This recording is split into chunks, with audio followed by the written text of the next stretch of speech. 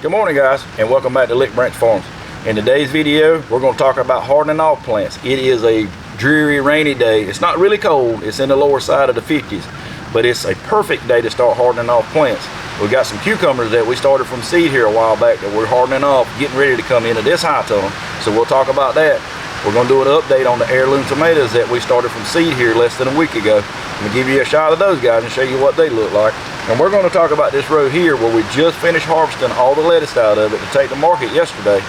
We got to prep this bed and get it ready for the first planting of tomatoes of the 2024 season. BHM 589s will be going in this row here in a week or maybe less. So stick around.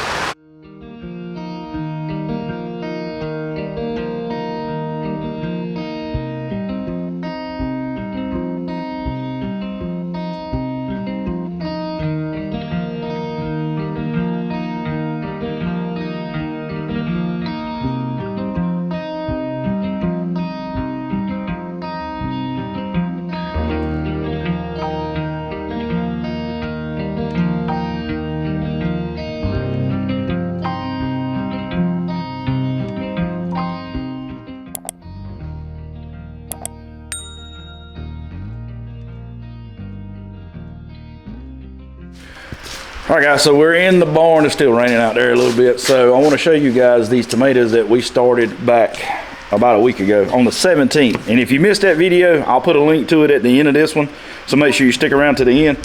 But these are the German Johnson we started on the 17th, which was last Saturday. And you can see we probably got 80% germination out of them. And when I start tomatoes and things of that nature and I have them on a heat map, once I get 75–80% germination out of a tray, I'll take it off of that heat mat because I don't want to burn them up. Those starts will be utilizing the moisture that's in that soil a lot quicker, so they'll dry out really, really quick. And I'll take them off and I'll go ahead and put them in this grow chamber here, which is heated. It has a heater, but you know, it's not directly on the bottom of the tray. That kind of keeps them from drying out as much. And with these trays, I always come in here and check them twice a day. And I got a little vat. You can see I got a little plastic tote with a pump-up sprayer sitting there. And if it looks like they're drying out a little bit, I'll just hit them with that real quick like. But this is the 2 trays that we started last week. And you can see, you know, we got some beautiful starts. And we're probably, like I said, 80–85% on both. And they both feel pretty good right now, so I'm just gonna stick them back in here. And these lights here, they do a pretty good job. I got them off of Amazon. They were pretty cheap, and I was worried about it, but I'll show you why I say they do pretty good here in just a second. So we all know whenever you're starting seeds inside, if the plant cannot get enough light, or if it thinks it needs more light, it's not satisfied, it'll get what you call leggy. It'll grow really long stems, and what it's doing is trying to reach that light to get to where it's satisfied. And you can see with most of these transplants, these tomatoes especially, these guys have been on this bottom rack since they germinated, and you can see they're not reaching up. They're actually putting on true leaves. You can see this. So that means that they're satisfied with the light that they're getting. And that's a good thing, because if not, we'd have to keep them close like we do these. You see, we got these right up next to the lights, just so we're sure that they won't get leggy on us. So yeah, we're getting ready to start up potting. A lot of these, you can see these are Celebrity Plus. We're gonna start up potting these pretty quick. And these guys here, we're gonna move them out into the tunnel and let them harden off out there probably in the next couple of days. I'm gonna wait till I see a few more with true leaves on them, and then we're gonna take them outside, because once we start up potting these guys, they're gonna take up a lot of space. And I wanna get some more room out there so I have somewhere to put them once we start putting them in solo cups. And I know I didn't mention this in the intro of the video, but we'll take a look at the potatoes while we're in here. And you can see a couple videos ago that we're cutting these things and getting them ready, but they are completely dry.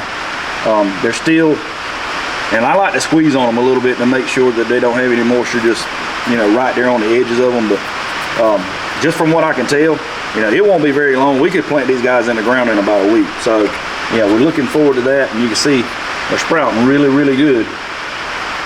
These are going to be some good seed potatoes. Yeah, we got 2 more trays of tomato starts over here. This is the San Marzano. It's a paste tomato. And we started these a day later. They were started on the 18th. And you can see we've got probably 70–80% germination on that tray. And these are Cherokee Purples. I just started these yesterday. So they're nowhere near ready to sprout. But we're keeping the table on 75 degrees. I've got some kale here, winter boar, dark boar, and black magic. The black magic, I just put it in the tray a couple days ago, and the curly kale is already germinated. This is looking really good. And just before I'm going out here to show you these cucumbers, it starts raining again, so we're gonna make this quick. Every time you come out that door, it's right down the back of your neck. Anyway, I moved these cucumbers out first thing this morning. I had them out late yesterday evening as the sun was going down, just to kind of get them used to it. But you can see these guys here are going to go in this tunnel here, maybe in 2 or 3 weeks. They're already starting to put on true leaves, which is a good thing. But the thing about cucurbits, cucumbers, squash, you know, things of that nature, you have to be careful with that because they can't take cold weather. They can't take it like tomatoes and peppers and things of that nature can. You know, tomatoes and peppers, once you get them hardened off, man, they can survive down into the low 40s. You know, even the upper 30s, 37, 38, 39, as long as you cover them and they don't get frost on them. And, you know, it may slow them down a lot, but they can take it. So your plants like, or your cucurbits like squash and zucchini and melons and watermelons and things of that nature, cantaloupes, they can't take the cold weather. I mean, 50 degrees is about borderline. You don't want to go below that, especially planting them out when the temperature are consistently below 50. Now, they can't take that kind of weather. It's only going to stress them out, and eventually it's going to kill them. So my advice to anybody getting ready to harden off plants, if you have started them in a protective environment, you have started them on a heat mat, they've been under grow lights, they've never been outside and seen the sun, do it slowly. Do it really slowly. Even if it takes you a week, do it slow. You don't want to lose that plant. But I will say this, days like today, overcast, cloudy, cool, a little bit of barrier from the sun are perfect for hardening off plants. Move them outside and leave them for a couple hours and then move them back in. And every day, if it's still cloudy, do the same thing. Yeah, we'll be doing a little bit more video on hardening off when we get ready to put these guys in the ground. And I'll show you the difference in, you know, plants that are hardened off and plants that are not, when they'll be ready and when they won't. All right, guys, so if you're still with me on this video, then you found something useful, you found something entertaining, or you found something interesting. And this is the point where I'm gonna ask you to go ahead and click that subscribe button and click the like button. Give us a big thumbs up if you will. All right, so now we're on to the end of what I told you in the beginning of the video, the bed prep for the BHM 589 tomatoes.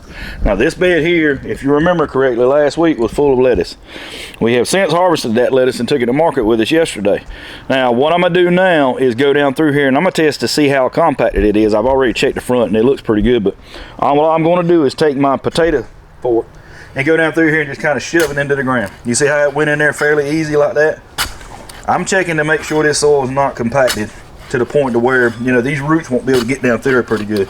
And as you can tell, this fork goes in pretty easy. It's not, you know, tough at all. If I tried hard enough, I could probably push it down in there just by hand. And see, if you can do that, it's not compacted.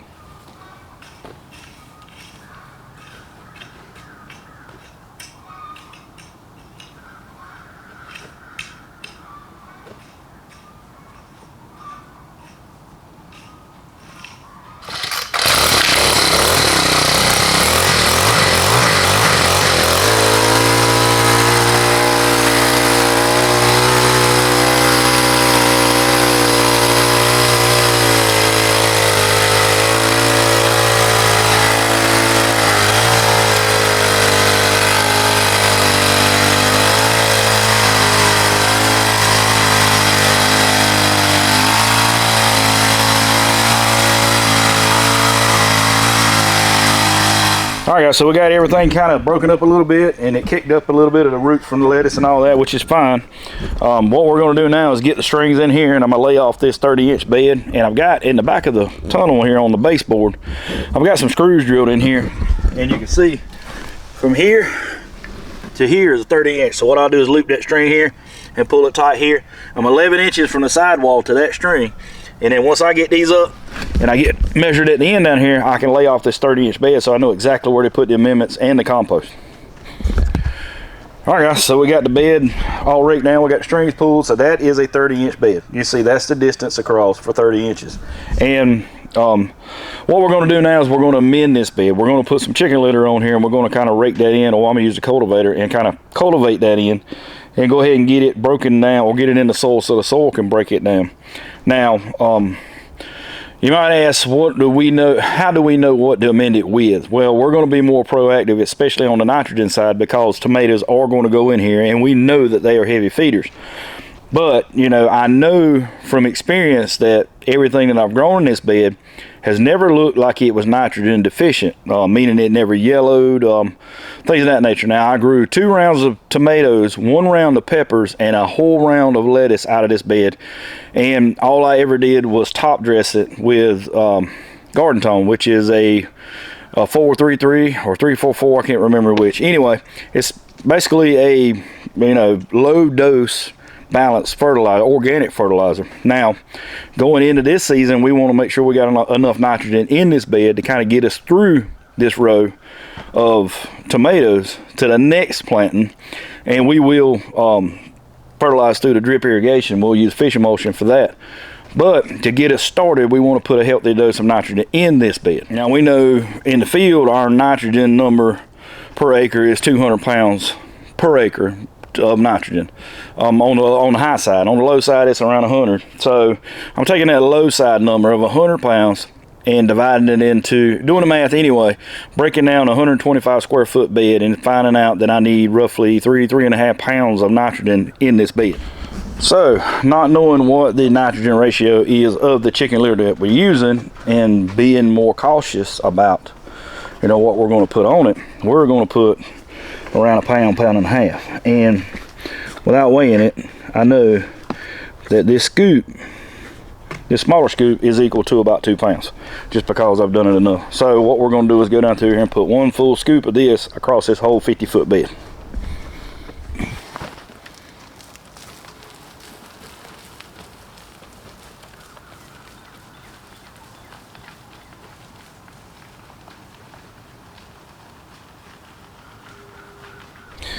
All right, guys, that is pretty much it. We're gonna go down through here, and probably what I'll do is I'll wet this down really good. And you can see, man, I got mess scattered everywhere. I moved that manure, or I moved that chicken litter in here last night because I knew it was gonna rain and I didn't want to work with it wet.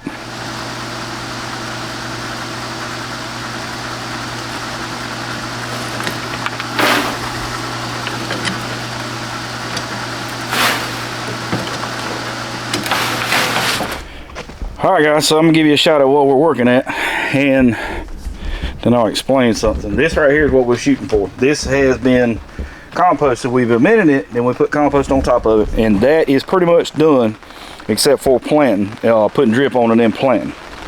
Problem is, it's still raining out there, and that stuff's getting pretty wet, and it's wanting to clump up, so it's making it hard to work with. So versus making more work for myself down the road and it taking twice as long as it should, I'm gonna hold off on this and finish this up probably tomorrow, or maybe later on if the sun pops out. It doesn't take that stuff long to dry out. And I've got plenty of other things I can be working on, but I promise you this, before you guys come back in the next video, this will be done and I'll give you a shot of it. All right, guys, so I'm gonna get off here and get to work. I got plenty of other stuff I can be working on right now, but I'm gonna put a link to the video where we started those heirloom tomatoes. I'll put it up here so you can go back and check that out. And if you like the video, or if you've seen anything useful or found anything interesting, or just want to know more about our farm, I'm gonna put a subscription link right here, and we'll appreciate it if you click that. But guys, as always, we appreciate you stopping by. Thank you for watching, and we'll see you on the next one.